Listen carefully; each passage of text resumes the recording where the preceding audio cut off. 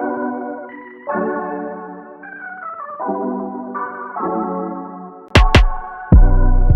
everyone, welcome to another episode of Creative Belief. This is a curated collection of conversations with creatives who believe that creativity can change the world. I'm Alex. I get to be one of the hosts on this show, and I'm here with my business partner, my good friend, Josh. Josh, how is it going today? It's going well, man. I'm excited to jump in today and get to know Michael a little bit. Things are going pretty well over here. That's great. Josh, I do have to say, I think that you are crushing the dad hat today. I know when I gave it to you, you were not sure about it, but I think you pull it off well.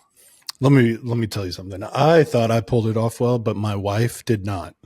So then I was immediately like, I guess I'm just, You're not made for dad hats. Yeah, I'm not made for it, even though I'm a dad. But you know what? I just grabbed it out of the hat rack today and said, today's the day. I'm going to rock this. Today's the day. Well, I think you are crushing it. And today on the show, as we transition away from our hat choices, we are super pumped to have a good friend on the show, Michael Chamot. Michael is the live events and rental manager at Kramer Productions.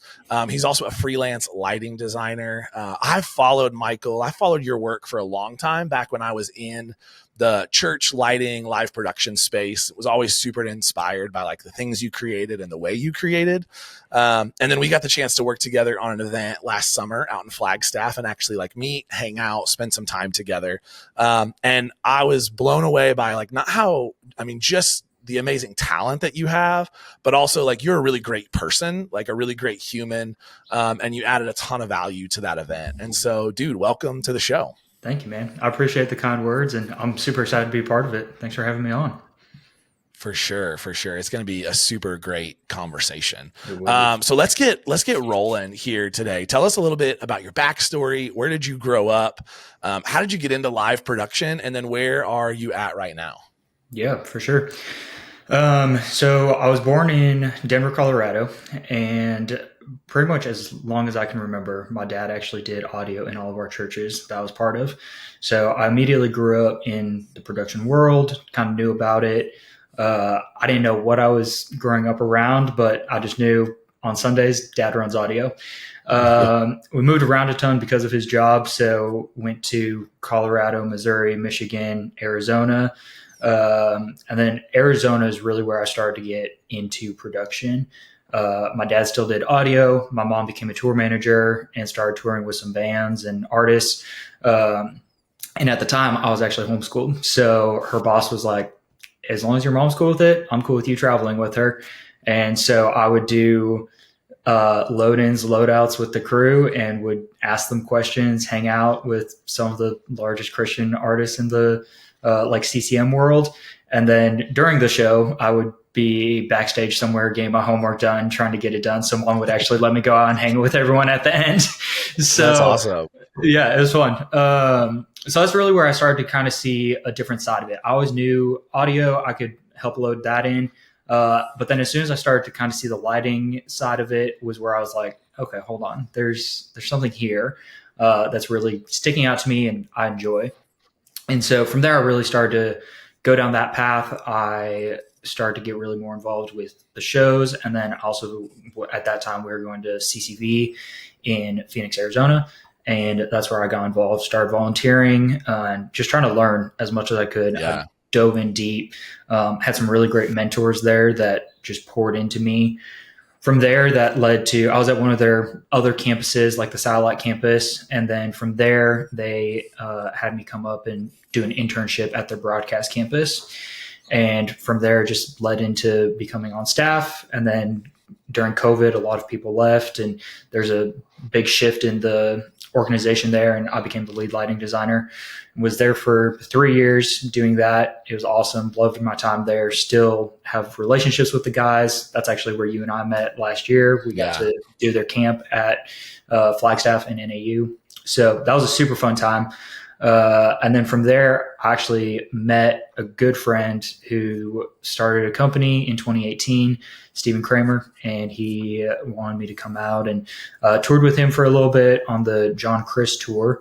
And then we went from there, and he wanted me to start running the live events and rental side of Kramer Productions. Since I have that side and kind of grew up in it, I knew enough about it to kind of get thrown into the deep end and just go from there. And from there, I'm also the lead designer of Kramer Productions. So any design that comes in, I still do and get to dive into that.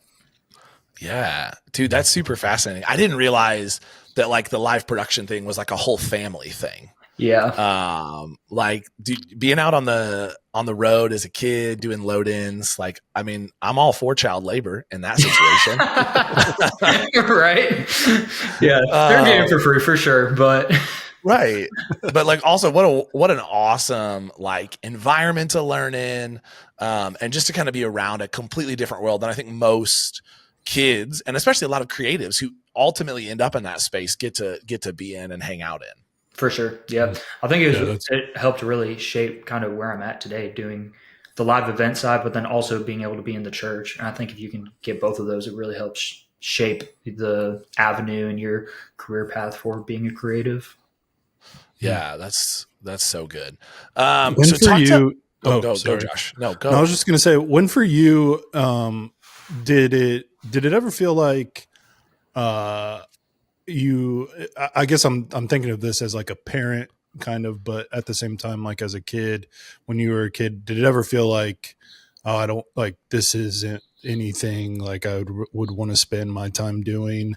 I'd rather be doing this or that. I just think of like it at times, like as parents, we want to have our kids like pursue some of the same things that we enjoy and like, but at the same time, like it can be it can be a bad thing as well. Like, especially if the kid isn't just like really into it. Did it ever feel like there was that tension there where it's like, I honestly don't like doing this? Or when did it really just take off for you and you were just like, yeah, I love doing this. I really enjoy it. It's awesome that I get to do it with my family as well. But what was that like? Yeah, I think like most of anything, there's times where you're like, man, this kind of sucks and I'm not about it. And there are times where I was like, I don't want to actually do this right now. I'd rather just go hang out with friends. And for the most part, like my mom and dad were always fine with that. Like I would just go hang out with the friends instead. I think what helped me though is I actually did sports as well. And the sports were more the thing that I was feeling pressured towards and didn't want to. Towards the end of high school, I was like, I don't want to do this anymore. But the production side was the thing that I kept getting drawn back to and was like, I really enjoy this. And I think that was the thing that I didn't want to go to college. I had no desire to go to college. And it was kind of an avenue that I was like, okay, I can do this. I can probably make semi-decent money at it and not have to go to college at all. And so from there, that's when I started to kind of lean more towards that. But to answer the question of when did it really stick out of, okay, this is something I want to do. We were doing a show at Grand Canyon University in Phoenix, and it was with For King and Country. Actually, they were doing their live album. It was their Christmas album that December. Yeah. The last show on the tour, and is the GCU one. And I was hanging out with their brother, who I'm good friends with now. He's their LD, Daniel Smallbone. And him and I were just talking, hanging out. And he 100% took so much time and poured into me and just talked about the rig, talked about, what it looks like to get into it, how you can get into it. And then there's just people that kept giving me opportunities, even though I was some probably punk 16, 17-year-old. People kept giving me opportunities. And, I'm coming out of high school. There's a band, there's a Christian artist who wanted me to move to Nashville and tour with him. And I was like, dude, I'm barely 18. Like, I don't think this is it yet. But there were people that constantly believed in me. And I was like, man, maybe this is an avenue that I can pursue. And God kept opening the doors to let me continue down that path. And it seemed like as we were going, every other door was getting closed, but those ones kept opening. So I kept walking through them. That's awesome. That's really cool too. Hats off to your parents for, I think, giving you enough space to do the things you wanted to do, but also to give you opportunities to kind of pursue lighting and that whole space. As they saw that like it was a passion or a desire or something that at least you were good at. And then cool that just other people would come around you and, you know, encourage you, support you, mentor you a bit too. That's really neat. Yeah. And I think too, well, one, how did your parents feel about you like not wanting to go to college? I thought that they were going to have an issue with it because my sister went to college, graduated honors, everything. And I was like, as soon as I started feeling like I'm not going to go, I was like, this isn't going to be a good conversation.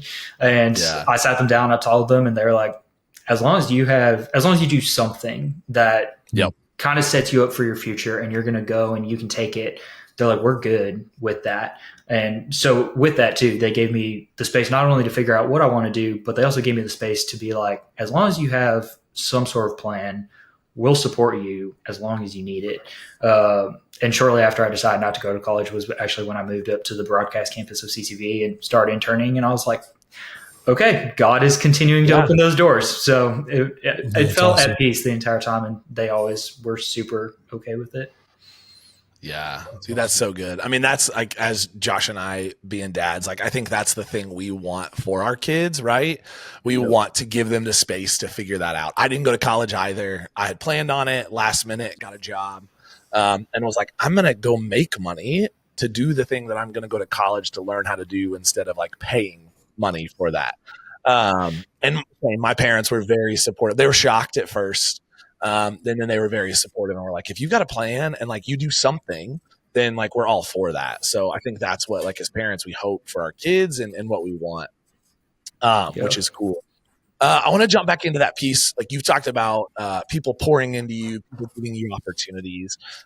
Through all of that, what is like some of the best advice that you received when it comes to your creativity, or like how you get into creating the experiences that you're a part of? Yeah. I'll start on the best creative advice that I've had. I think as creatives, we pour our heart into everything that we do. And a lot of the time we create it, we build it, whatever it is, and then we have to turn it into somebody. And then they're the ones approving it, giving feedback, all that stuff. And I always had a really big issue with that because I was like, I'm pouring my like life works into this almost like, and then it just gets in some ways torn apart.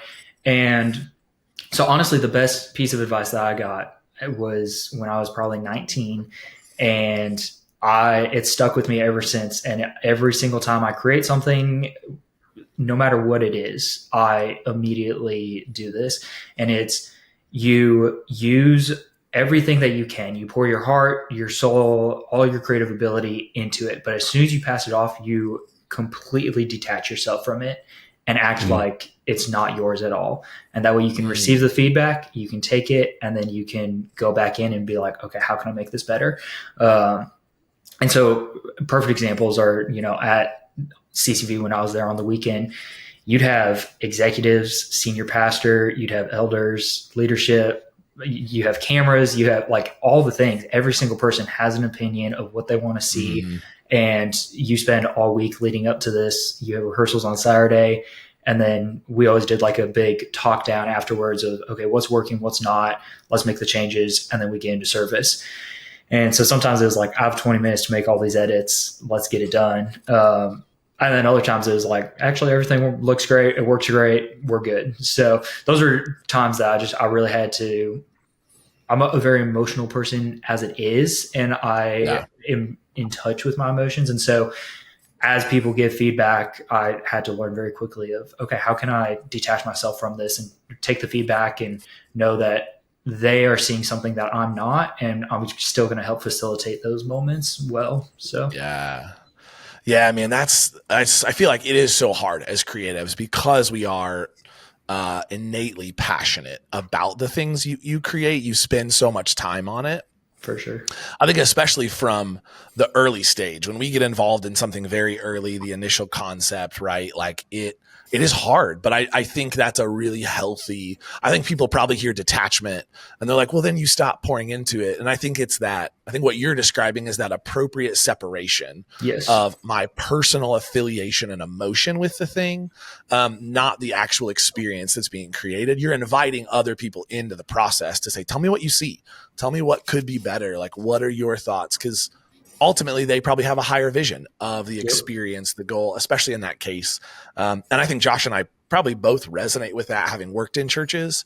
And even in leading teams, there was always someone that we're passing that thing off to, that design off to, whatever it is. Totally. And we had to be open to that, to that feedback.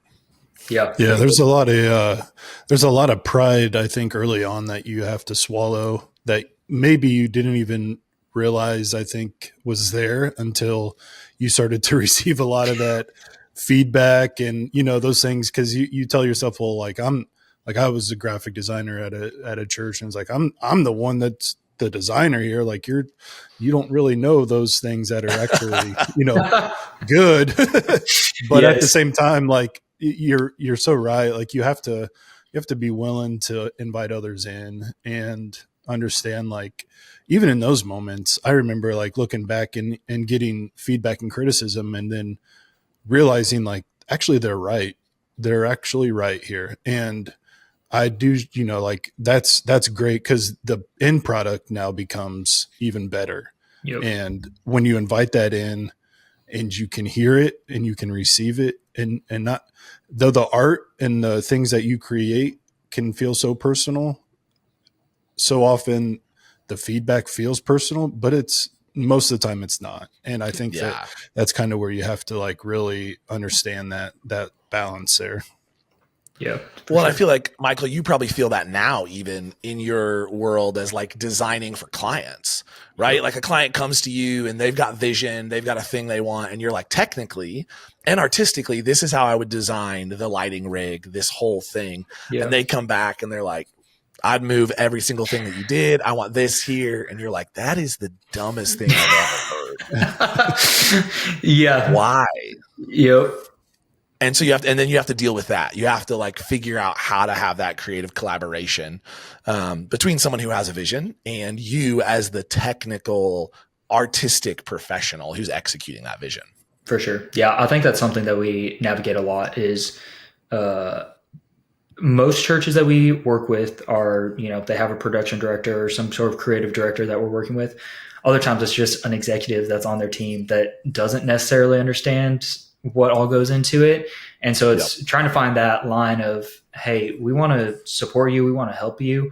But ultimately at the end of the day, we also know what's going to land well, because we have done this for years and we've done enough stage designs. And so I think we're honestly, like, both with Steven and I on the team, we're actually getting to a point where most churches just trust us and they're like, you guys have enough experience. We're going to trust you and we're going to see how it lands. And it's without a doubt, almost within 2 weeks of their new design, they're like, wow, this feels so much better than we could have ever imagined. And we're like, that's our intention. Like, we're not going to do something that takes away. And so we really try to pour ourselves into the culture of their church and what their vision is. And most of the time, even like with the install side, we go in and we're not just like, hey, this is the 20 things you guys need to upgrade. It's, what are your guys' next 5 years? Where do you want to be at? What do you want to do? And it's really like, how can we come in and help you succeed and create an atmosphere that your congregation, because every church is different. If we're all the same, there would be no need to have multiple churches. And so each church is different. And so we're all constantly trying to come in and say, how can we support you? How can we make this atmosphere better? And so it is, but yeah, it's always fun trying to, you create a design and you're like, this is it. This is great. And then you roll in and they're like, actually, no, we hate it. We want to go a different direction. And I'm like, oh, shoot. Okay. But, right. All the hours wasted, all the late night bourbons, like gotta do it all again, man. Yep. Yeah. And you use an important word there, trust. And I think that is, trust takes time. It's, like trust takes a good relationship, like all of that. You really have to build trust with the people that you're working with, working for, because when that starts to happen, like you said, like it's not even just about them saying like, we know what you're doing, like you do good work, but it's almost this emotional connection that they feel and you feel as a team, that you're really putting on the best possible show, or you're giving them the best possible product because of the emotion behind it, because of the trust that's been built. And trust is huge, because it can be easily broken, and hard to fix, and it can take a while to build too. So but that's a huge part of creativity, of relationships, and just building trust within coworkers and clients. Yeah, definitely. Yeah, that's good. So let's talk about you get to sit. I think we are like, you get to sit in an interesting world from where Josh and I are, right? You're in the live production space. We are brand designers. We sit behind computers all day and get to draw rectangles that look cool. Hopefully at the end of the day, they look cool. I mean, most of the time. Most of the time, right? Some of Josh's are a little like, that's a little sketchy, but I was thinking yours, but no. Okay. Fair. We all agree here. Yeah. But what is one thing in that like space of creativity, especially in the arena that you're in, that's like a creative myth, something that you feel like is kind of out there in the ethos that's like, that's not actually how like creativity, especially in the live production world, works, or something that is like, we don't actually think that way. We're not actually that self-centered and self-absorbed about X, Y, or Z. Yeah. Shoot. I think there's probably one, and it actually goes into almost all creative avenues. I've heard a lot recently, actually, and I actually am kind of going to go against what most people think, is you're not born with creativity. It's, you learn it as a young age. And I think there's some truth to that, but I have always said I can teach somebody how to run a console all day long. That's a computer, and this generation knows how to run computers. I can't necessarily teach you how to think outside of the box and see, how is this going to match well with this, or how are these colors going to go together? How can I, match the lighting to the drums and the beat that's happening? And so I think there's a mix of both. I feel like when you're born, you are created with, the right brain, the left brain. And I think some of it, though, has to do with the avenue that your parents let you experience and, kind of try new things. And I always grew up like being around the production. My mom also played piano. And so like there's all these like kind of creative aspects that I was always around, which I think helped grow the creative side. And so I think you are born with a little bit of it, but then also through your childhood and your really early ages of life, and which ways your parents let you try things. Are they really more about like, this is your school, this is your work, that's that? You're probably going to be a little more left brain. And then if, you can be around music, the creativity side, even like I loved Legos as a kid. And so it's like playing with Legos and imagining, build like whatever you can. I feel like that just helps grow your imagination and your creative. And I heard something the other day that was really interesting to me. And I tried it with a few friends that some I know they're in the creative world and they can do it, and some that aren't and they can't do it. And it was, if you close your eyes, can you picture an apple sitting on a table? And then it's like, paint a picture of what it looks like. And so when I first did it, I could, I saw the table, I made a table that I was like, oh, this is a cool table. You put the apple on it. Great. And you can picture it standing there. And then I tried it with somebody who wasn't really in the creative field.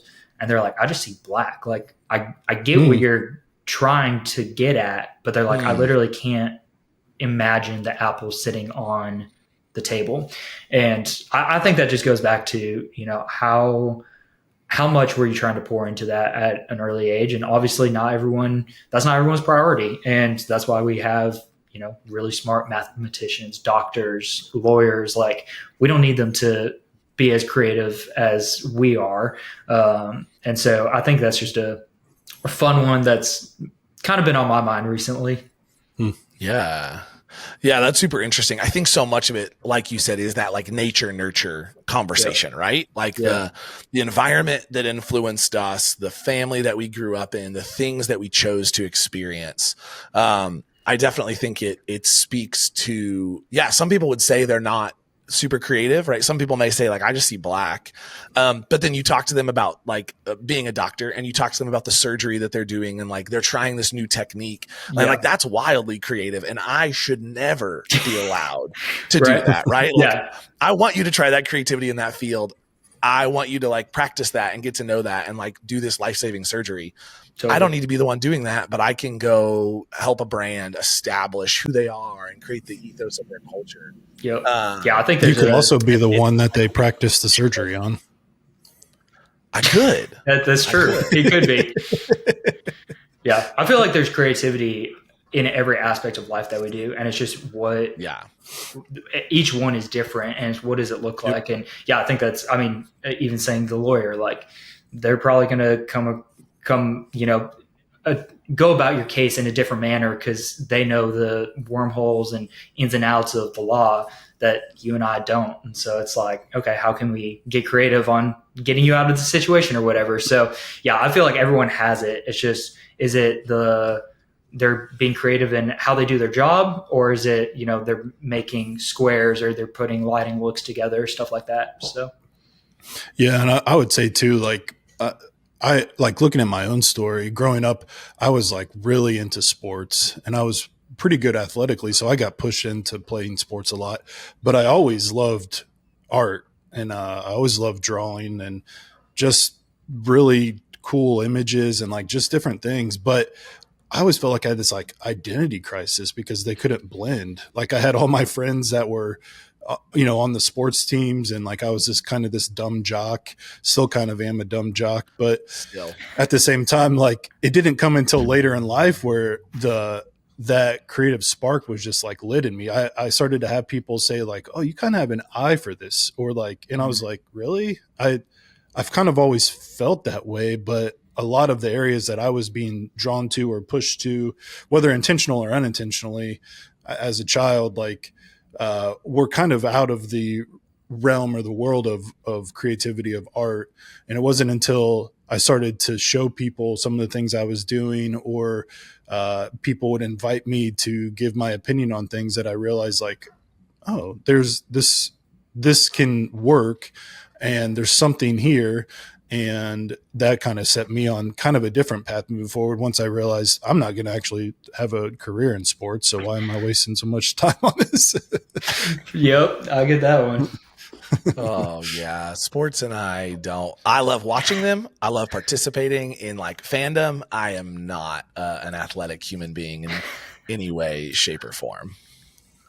Well, Michael, let's talk about like, where do you see the world of creativity going in the next 5 years, right? Like live event production, especially, I feel like is changing all the time from not only just like new products, new gear that comes out, new ways to immerse an audience, but also people really starting to think outside of the box of how we create these all-encompassing environments and experiences, from live concerts that we go to shows that we see. So where do you see that world going in the next 5 years? Yeah, it's a great question. There's a lot of avenues, I think. I'm intrigued to see how AI starts taking a play in it. A lot of people I know have already started, incorporating it into when they do a stage design, how they go about it. I haven't yet. I still like my, I got my clipping folders. I go back to inspo I've seen, stuff like that. But I think the technology that's out there and the stuff that people are coming out with, companies all across the board. You look at the most recent Justin Timberlake tour, and the fact that they have a giant LED rectangle that not only is on motors that can move up and down, but it's also on a track that can go out over the crowd. And then that wasn't enough. They're like, hey, let's throw JT himself on there. And at the end of the show, and like, he can fly out over the crowd.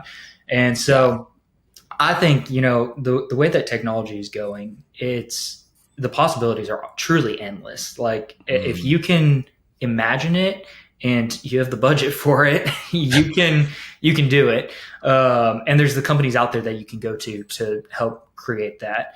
And so I too, like, I'm in the industry and I'm intrigued to see how it goes. I feel like there's certain artists that I'm constantly like, man, what's their next tour going to look like? What's that? We've been in talks with a lot of lighting companies and even video companies that are coming out with new products that, they're doing some insane stuff. Like Samsung just came out with an OLED LED wall. And 5 years ago, like, LED walls were just kind of becoming a thing, and you were like, right, what is this? And we're doing a studio right now for a church down here, and it's the pixel pitch is 0.9, like it's almost a TV. And so technology is just constantly growing, and I think as all that grows, so is the technology and the gear that's coming out, and that's just going to make everything better. It's going to make our jobs easier as creatives and the people building it, imagining it, but it's also going to give our clients that same kind of, hey, can we do this? We always say, like, we work very closely with Life Church down here. They're a big client of ours, and their film crew comes up with some of the craziest ideas. But they always come to us and are like, hey, can you guys pull this off? And so far, we've always found a way, because there's the technology out there and there's the vendors that we trust that's like, hey, we have this idea. Can you help us pull it off? And everyone's always been up to it. And so we are excited to continue that with all of our clients. Is how can we, push the limits, push the creativity? And I feel like most people hear live production, live, concerts, stuff like that, and they automatically think, oh, well, it's lights and video.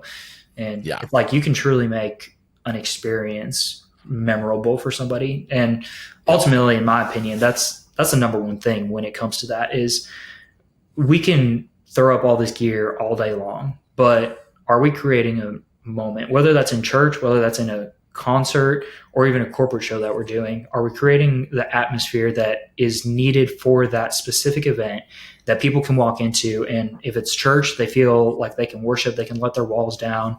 And then, concert, hey, they're going to have a memorable experience. They're going to enjoy it. They're going to talk about that show for a long time. I think ultimately, if we don't do that, then we failed as our job. And we, especially, I think it's most important in the church world. If we get too caught up in the gear and our, hey, this is the newest gear, this is what can be best for you, blah, blah, blah, blah, blah, but it doesn't create that atmosphere where people feel like they can come in, and people come in with some of the heaviest burdens at church. And if they can't let that down and leave it at the door, because we're distracting from the worship or the message, then we haven't done our job correctly. And I think that's the most important thing.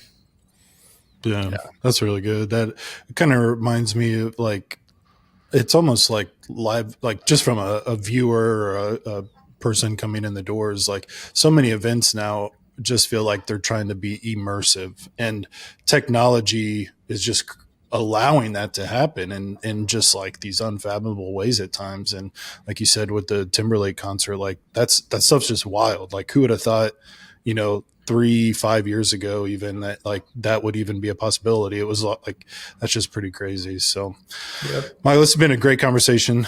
Thanks for joining us. Hey, what's something on the horizon for you personally or professionally? Something you're excited about maybe this year? What's going on with you?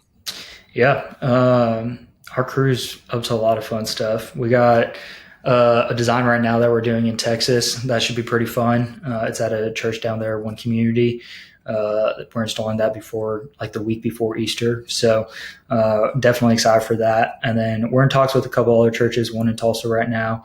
And then just, constantly trying to grow, and our team's growing. We're about to move warehouses too. And then personal, just, constantly, I feel like I'm constantly trying to grow and learn. I have always been really into lighting, and that's always been my avenue. When I took this job, they were like, you need to know all of it. And so I've really went into the, what does video look like? What is audio? And obviously I knew a little bit about audio, but that was also all analog and all that back then. And so now it's been fun to learn. I always thought, I was like, I'm just going to be a lighting guy for the rest of my life. And if I'm a white glove LD, sign me up. But it's actually been really fun to, learn about the different aspects.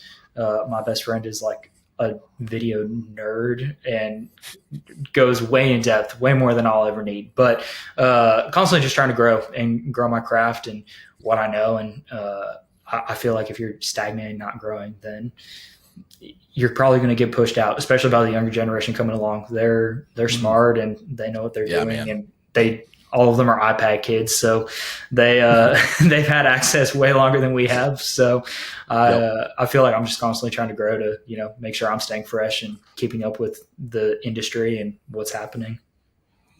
Yeah, dude, that's awesome. Totally agree. Like, I feel like if you're not growing, then like you're not helping your clients, you're not helping the greater creative community, you're not giving back.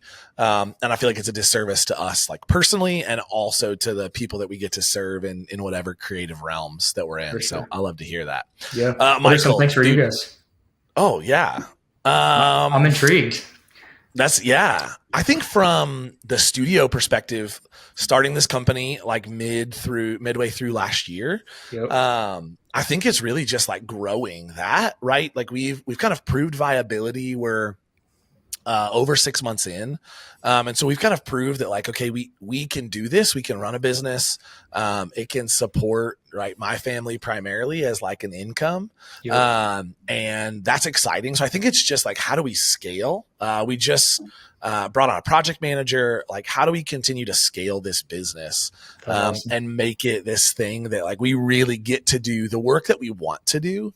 Right? Like, we're fortunate enough that we've had really good business and we get to say yes to the projects we want. And there are still projects that we love to do, but they may not be like ideal fit. So how do we get to do more of that kind of work is a huge goal for me in 2025. Josh, what about you? I would say, I guess to answer it more personally, one thing that's we're really excited about is we finally get to adopt our 2 boys that we've had in foster care for almost 4 years. We just got the word on Friday. That's awesome. So that's been like, yeah, man, it's been a long road.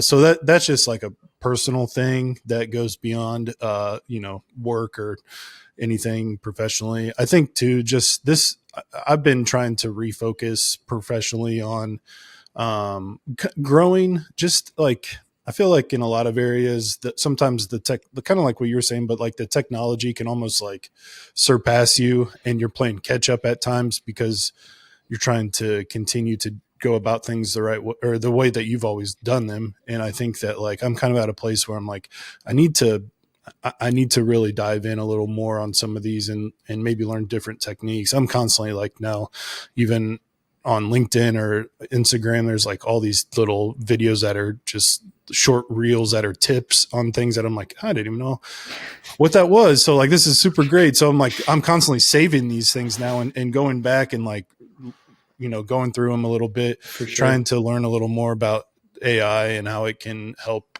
with efficiency and different things within what I do. So a lot going on, but trying to also just slow down a lot more too, just slow down and kind of just enjoy the slower pace of life. And that's really awesome. About it.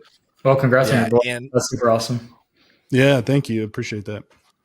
Yeah. And I think Josh and I are just going to continue our pursuits in wanting to score some clients in both the basketball and racing industries. That's kind of a big goal of ours. So we'll see. That'd be sweet. That's awesome. Josh is out there working all the angles for us. Yeah. Trying. My soul. Well, Michael, dude, this has been super fun. I think fascinating for us to get to talk to someone that's in a creative field, but different than what we, like Josh and I, do day in and day out. So thanks for sharing all the wisdom. Thanks for sharing all the knowledge. That's been super exciting. And thanks to all of you for tuning in to another episode of the Creative Belief podcast, we would love for you to do the subscribe things, right? Follow the show on Apple Podcasts, Spotify, subscribe on YouTube, give us a like, rating if you found this helpful. And then you can also follow what's going on at our brand studio. That's at Creator Studio on Instagram, and that's at CRTR Studio. Michael, thanks for joining us, man. This has been awesome. Thanks for having me.